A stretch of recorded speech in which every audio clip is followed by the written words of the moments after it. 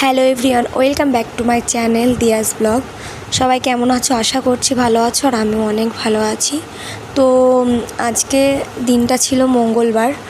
খুবই সকালে যাওয়ার ইচ্ছা ছিল দক্ষিণেশ্বরে, সেটা আর হয়ে উঠলো না তোমাদের দাদাভাইয়ের কারণে। তো যাই হোক, ঘুমের থেকে উঠলো 10টা সাড়ে 10টা। তারপরে রেডি হয়ে 11:30টার সময় স্টেশনে গিয়ে পৌঁছলাম। তারপরে কিছুক্ষণ বসে থাকার পর ট্রেন ঢুকলো 12:30টায়। তারপরে ট্রেনে উঠে পড়লাম।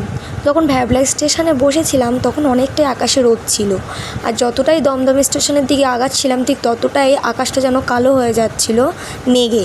তো তারপরে যখন অবশেষে মধ্যমগ্রাম এসে পৌঁছালাম তখন দেখলাম আকাশে প্রচুর বৃষ্টি হচ্ছে।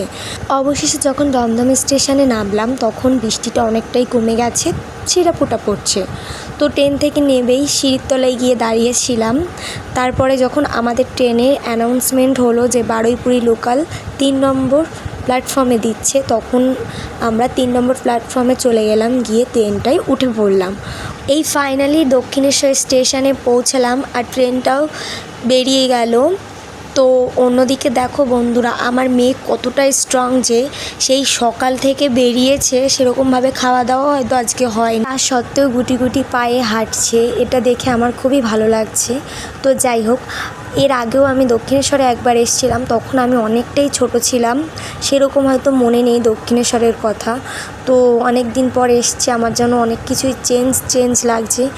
ব্রিজের নিচের থেকে হাঁটছিলাম মন্দিরে যাওয়ার উদ্দেশ্যে, তখনই পিছন থেকে একজন ডাক দিল গোপালের মা। আমি তো পিছন ঘুরে দেখলাম যে গোপুসোনা নিয়ে এসছে।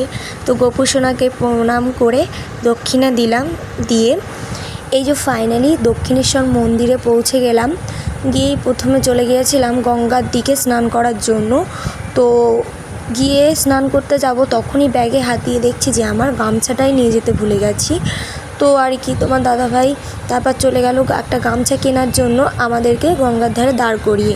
তারপর যখন তোমাদের দাদাভাই আসলো গামছা কিনে, প্রথমেই আমি চলে গেলাম স্নান করতে।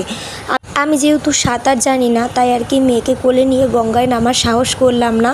তোমাদের দাদাভাইকে বললাম যে তুমি মেয়েকে নিয়ে গঙ্গায় নেব। তো আর কি আমি স্নান করে চলে এসে তোমাদের দাদাভাই মেয়েকে নিয়ে গঙ্গার দিকে নেমে গেল। আর মেয়ে তো প্রথম খুবই খুশি ছিল, যেহেতু ওর পাশে ওর মতনে একটা বাচ্চা স্নান করছিল।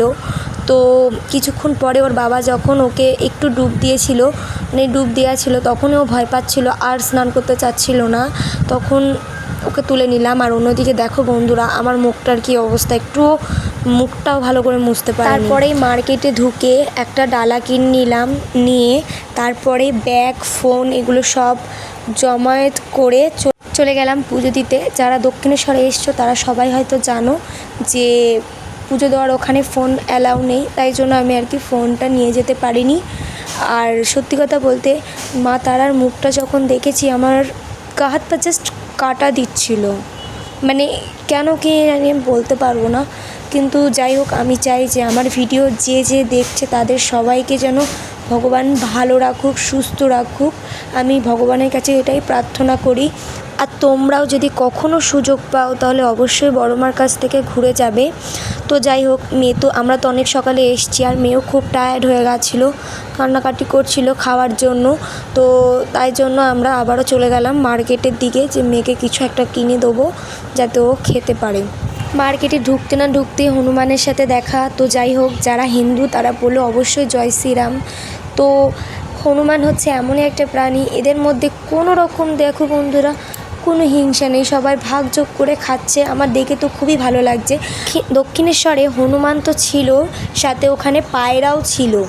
তো যাই হোক, হনুমানকে তো একটা কলা কিনে দিলাম, কলাটা নিল না। তো আর কি মেয়ের জন্য একটা কলা কিনেছিলাম, মেয়েকে তো সেটা প্রথমে খাবে নিলাম, নিয়ে আমরা একটুখানি কিছু খেয়ে নিলাম, নিয়ে মার্কেট থেকে বেরিয়ে পড়লাম। মন্দির থেকে বেরিয়েই লিফটে উঠে আমরা চলে গিয়েছিলাম ব্রিজের ওপরে, সেখানে কী আছে তাই দেখার জন্য। তো যাই হোক, সেখানেও অনেক মার্কেট ছিল, সেখান থেকে সেই মার্কেটগুলো ভালোভাবে ঘুরে ঘুরে দেখছিলাম। আর তোমার দাদাভাই একটা উদ্রাক্ষর মালা খুঁজছিল, অবশেষে উদ্রাক্ষর মালাটা তো পাওয়া গেল। আর এখান থেকে দেখো বন্ধুরা ব্রিজটা কেমন দেখাচ্ছে, তো সেইটাও তোমাদের সাথে দেখালাম। তো ব্রিজ থেকে নেমে গেলাম, দিয়ে তারপর টিকিট কাউন্টারে চলে গেলাম বাড়ি ফিরে আসার জন্য টিকিট কাটতে। তো আগে যখন দক্ষিণেশ্বরে আসতাম তখন ভাবতাম যে টিকিট কাউন্টারটাই হয়তো দক্ষিণেশ্বর মন্দির। এতটাই টায়ার্ড লাগছিল যে সেদিন আর রাতে বাড়ি ফিরিনি, বাপের বাড়ি চলে গিয়েছিলাম। তো রাত পোয়ালে ভোরবেলায় ঠিক 4:30টার সময় বাড়ির থেকে বাপের বাড়ির থেকে বেরিয়ে পড়লাম বাড়ি আসার জন্য। কেননা তোমাদের দাদা ভাই একদিন দোকানে যায়নি, আবার যদি দোকানে না যায় তাহলে হয়তো অনেক কথা শুনতে হবে, তাই জন্য।